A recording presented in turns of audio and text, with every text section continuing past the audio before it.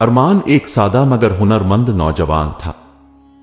گاؤں کے لوگ اسے چپ چاپ لوہار کہتے تھے، وہ جو اپنی بھٹی کے پاس رہتا، لوہے کو آگ میں ڈال کر شکل دیتا اور کبھی شکایت نہ کرتا۔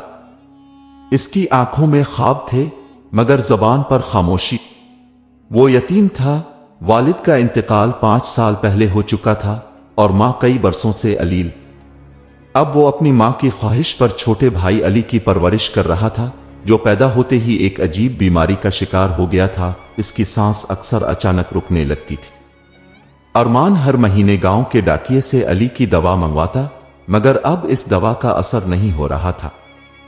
ایک دن گاؤں کے واحد طبیب نے ہاتھ اٹھا لیے، بیٹا ارمان، اگر تم اپنے بھائی کے لیے سفری شفا والی جڑی بوٹی نہ لایا تو چند دنوں بعد اس کی سانس ہمیشہ کے لیے رک سکتی۔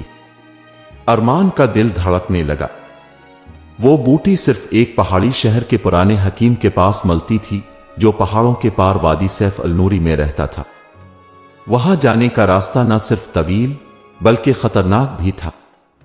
کئی لوگ وہاں سے کبھی واپس نہیں آئے، مگر علی کی زندگی کے لیے وہ سب کچھ قربان کرنے کو تیار تھا۔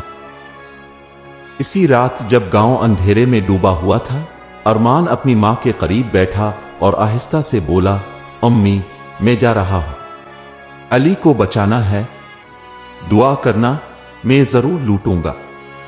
ماں نے آنکھوں میں آنسو لیے صرف اتنا کہا، بیٹا، واپسی نہ ہوئی تو بھی میں صبر کروں گی، لیکن مجھے یقین ہے رب تجھے ضائع نہیں کرے گا۔ ارمان نے صبح ہوتے ہی اپنا سامان باندھا۔ ایک چھوٹا تھیلا جس میں کچھ کھجوریں، روٹی، ایک پرانا خنجر اور اپنے والد کا دیا ہوا قرآن پاک رکھا۔ وہ پیدل ہی نکلا کیونکہ گھوڑا خریدنے کی استطاعت نہیں تھی۔ پہلا دن پہاڑوں کی طرف سفر میں گزر گیا۔ سورج آگ کی طرح چمک رہا تھا، لیکن اس کے قدم متزلزل نہ ہوئے۔ راستے میں کئی دریا، پتھریلی چٹانیں اور خطرناک موڑ آئے۔ دوسرے دن شام کے وقت جب وہ تھکاوٹ سے چور ہو چکا تھا تو ایک اجنبی نوجوان مسافر ملا جس نے کہا، ادھر مت جاؤ، اس راستے میں بھٹکنے والے کبھی واپس نہیں آتے۔ ارمان نے مسکرا کر جواب دیا، کچھ راستے واپسی کے لیے نہیں بلکہ کسی کی زندگی بچانے کے لیے چنے جاتے ہیں۔ نوجوان حیران ہو کر اسے جاتا دیکھتا رہا۔ تیسرے دن جب وہ وادی کے قریب پہنچا تو بارش شروع ہو گئی۔ کیچڑ، پھسلن اور پہاڑی راستے اب اور بھی خطرناک ہو چکے تھے۔ ارمان نے ایک درخت کے نیچے پناہ لی۔ وہ تھکا ہوا تھا، بھوکا اور سردی سے کانپ رہا تھا۔ اچانک ایک آواز آئی جیسے کوئی سسک رہا ہو۔ اس نے نظر دوڑائی تو جھاڑیوں میں ایک زخمی ہرن پڑا تھا۔ ایک شکاری کا تیر اس کے پہلو میں لگا ہوا تھا۔ ارمان نے ہچکچاتے ہوئے خنجر نکالا، ہرن کے پاس گیا اور تیر نکالنے لگا۔ ہرن کی تکلیف سے چیخ نکل گئی، مگر ارمان نے پھٹے کپڑے سے اس کا زخم باندھا، کچھ پانی پلایا اور اسے پناہ میں لے آیا۔ رات بھر وہ اس کے ساتھ رہا، کانپتے جسم سے، خالی پیٹ لیکن بے غرض خدمت میں۔ صبح ہوئی تو ہرن اٹھا جیسے معجزہ ہو۔ اس نے ایک لمحہ ارمان کو دیکھا اور پہاڑ کی طرف دوڑ گیا۔ ارمان سوچ میں پڑ گیا، جو رحم جانور پر کرتا ہے کیا رب اس پر رحم نہیں کرتا؟ اسی لمحے پہاڑ کے دوسری طرف سے ایک نور سا جھلکنے لگا، جیسے کوئی نیا راستہ نمودار ہو رہا ہو۔ وہ جان گیا آزمائش ابھی باقی ہے، مگر یہ ایک اشارہ ہے کہ راستہ وہی ہے، صبر، خدمت اور قربانی کا۔ وہ اپنے بوسیدہ کپڑے درست کرتا ہے، قرآن کو اپنے سینے سے لگاتا ہے اور آگے بڑھ جاتا ہے۔ ارمان پہاڑ کی اس چڑھائی پر تھا جس کے بارے میں گاؤں کے بزرگ کہا کرتے تھے، یہ وہ راستہ ہے جہاں نیتیں تولی جاتی ہیں اور دل آزمائے جاتے ہیں۔ بارش کے بعد زمین گیلی تھی، راستے دھند میں لپٹے ہوئے اور ہر موڑ پر کسی نئی مشکل کا گمان تھا۔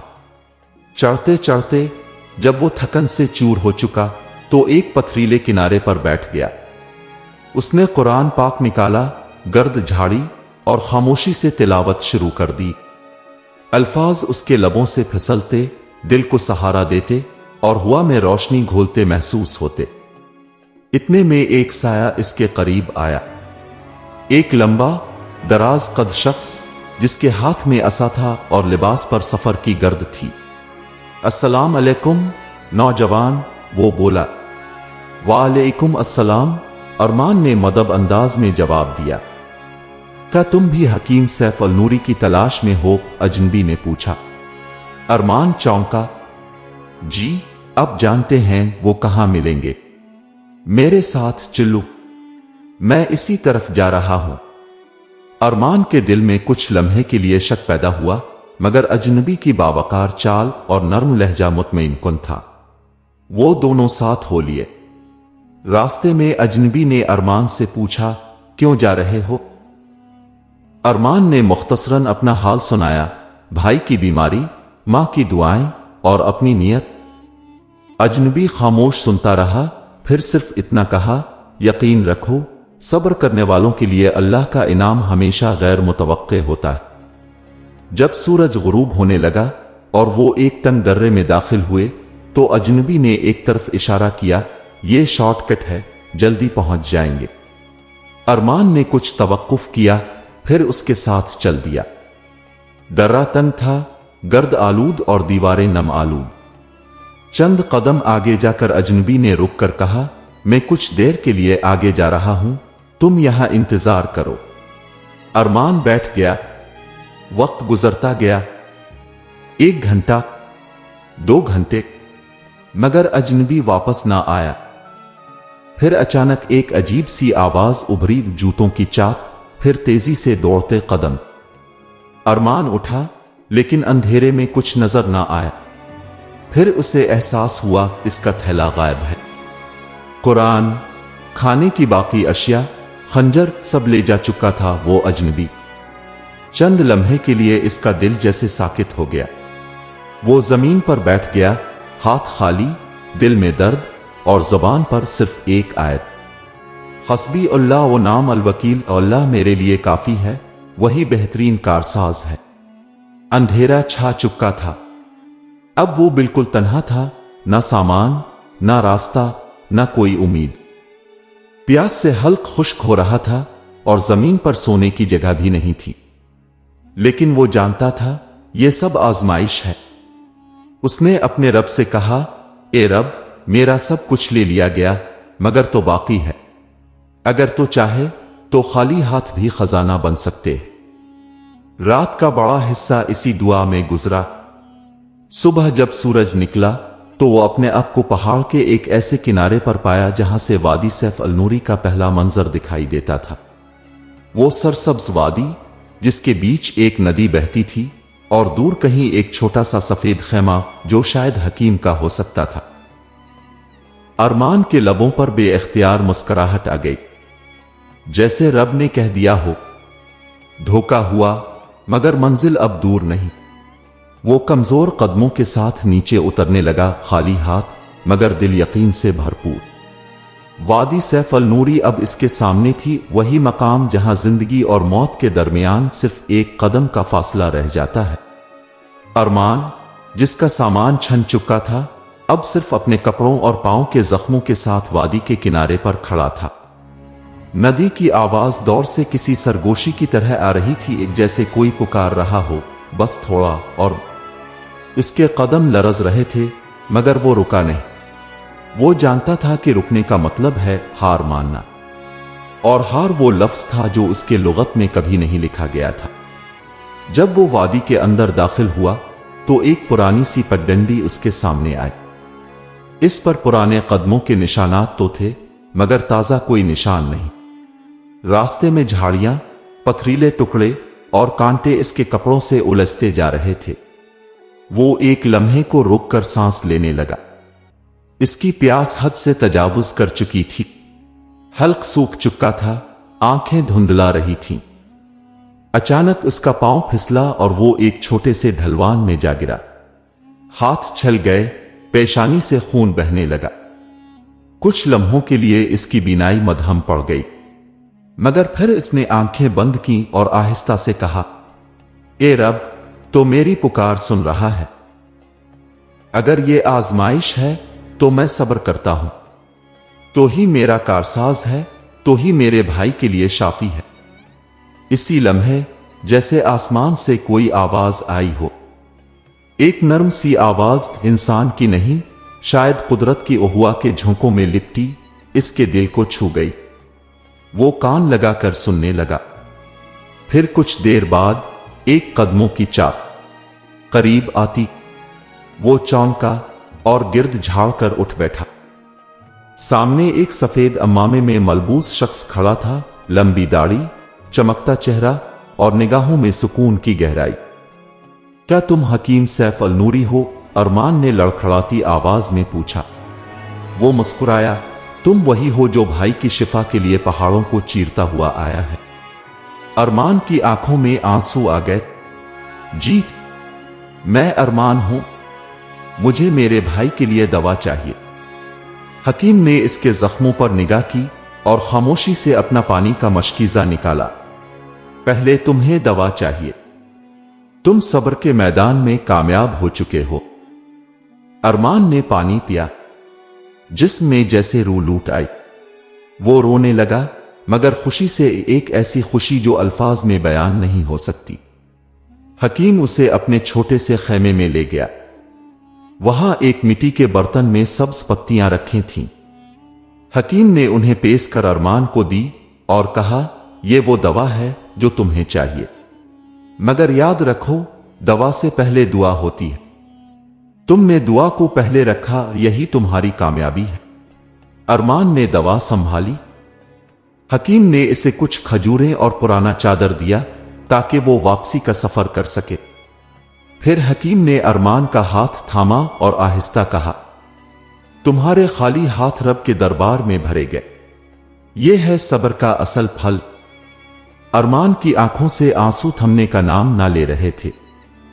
उसने आसमान की तरफ देखा और सिर्फ इतना कहा, ए रब, मैं तेरे शुक्र से आजिज हूं। वो अब वापस जाने के लिए तैयार था, अपने भाई के लिए, अपनी मां के लिए, अपने रब के इनाम को लिए। अरमान ने हकीम सैफ अल नूरी के दिए हुए चादर को कंधे पर डाला, दवा को एहतियात से अपने सीने से लगा लिया और वापसी के सफर पर रवाना हुआ। वही पहाड़, वही चट्टानें, वही अंधेरे रास्ते, मगर अब उन सब में एक अजीब सा सुकून था। जैसे अब रुकावटें इसके लिए दीवार नहीं, सीढ़ियां बन चुकी हों। इसके कदम थके हुए थे, मगर दिल में एक रोशनी थी। वो रोशनी जो सिर्फ वही महसूस कर सकता है जिसने तन्हाई, भूख और आजमाइश को अल्लाह के भरोसे पर बर्दाश्त किया हो। जब वो गांव के करीब पहुंचा तो सूरज तुलू हो रहा था। परिंदों की चहचहाहट, खेतों की खुशबू और वो छोटे छोटे दर व दीवार जो कभी अजनबी लगने लगे थे, अब अपनायत से चमक रहे थे। बस्ती में दाखिल होते ही लोग रुक गए। बच्चे भागकर अपनी माओं के पास गए। अरमान वापस आ गया है। कुछ लम्हों बाद वो अपने घर के दरवाजे पर था। इसकी मां छत पर पानी डाल रही थी। जैसे ही इसने अरमान को देखा, बाल्टी हाथ से गिर गई और वो दौड़कर नीचे आई। अरमान, वो चीख पड़ी, आंखों में आंसू, हाथ लरसते और लबों पर सिर्फ दुआएं। अरमान ने मां को गिले लगा लिया। उम्मी, अल्लाह ने हमारी दुआ कबूल कर ली है। दवा ले आया हूं। फिर वो छोटे भाई अली के कमरे में गया। वो बेहोशी के आलम में था, चेहरा पीला, सांस मदहम। मां ने दवा घोलकर उसके मुंह में डाली और सजदे में गिर गई। ए अल्लाह, तो शिफा देने वाला है। कई घंटे गुजर गए। मां की आंखें दरवाजे पर, अरमान के लबों पर जिक्र और पूरे घर में खामोशी। फिर अचानक अली ने करवट बदली और होंठ हिलाए। भाई। अरमान लपक कर उसके करीब आया। मैं यहां हूं अली, मैं वापस आ गया हूं। मां की चीख निकली, मेरे बच्चे को होश आ गया है। पूरी गली में जैसे रोशनी सी फैल गई। अरमान के घर के दरवाजे पर मुबारकबादें, दुआएं और हैरतों की गुफ्तगू होने लगी। सब जानते थे कि जिस दवा की तलाश में अरमान गया था, इसके लिए कोई सादा रास्ता ना था। कई लोग इस रास्ते पर गए मगर वापस ना आए। अब अरमान ना सिर्फ वापस आया था, बल्कि शिफा भी साथ लाया था। चंद दिनों में अली की हालत बेहतर हो गई। मां की आंखों में नई जिंदगी झलकने लगी। अरमान ने गांव में सबके सामने खड़े होकर कहा, यह सब कुछ मेरे सब्र का नहीं, मेरे रब की रहमत का नतीजा है। मैं खाली हाथ गया, रास्ते में लूटा गया, मगर रब ने मुझे खाली वापस नहीं आने दिया। लोगों ने तालियां नहीं बजाईं, बल्कि आंखों से आंसू बहाए, क्योंकि यह फतह किसी मुकाबले की ना थी, यह फतह एक बंदे के रब पर यकीन की थी।